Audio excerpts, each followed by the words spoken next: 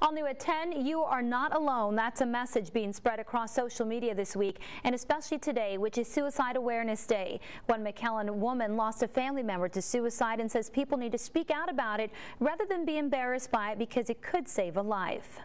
Many years have gone by since Melissa Hinojosa lost her father. I was only 8 years old. But that loss doesn't get any easier, especially when his death came at the young age of 39, and she was only a child.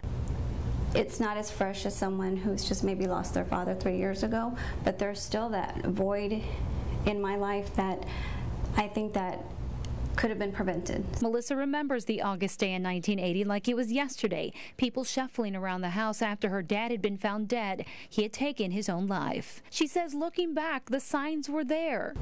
Yeah, I think some people will say, God, you know, I don't know, it came out of nowhere. For my father, there was the decline in his demeanor, and it happened pretty rapidly.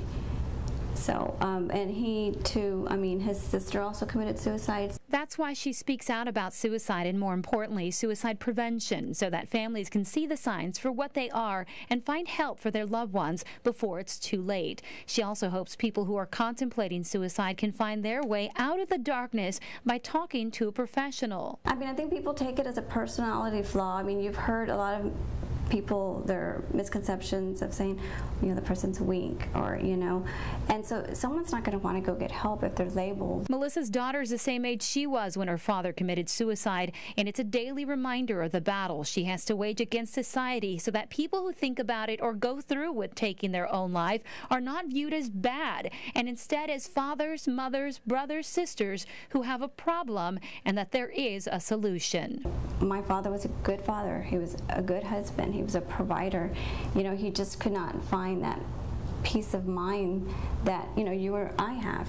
And had he gotten the help he needed, I really think he would be here today. The annual walk to prevent suicide is scheduled for November 8th at the Edinburgh Municipal Park. If you or someone you know needs help, contact the Suicide Prevention Hotline at 1-800-273-TALK.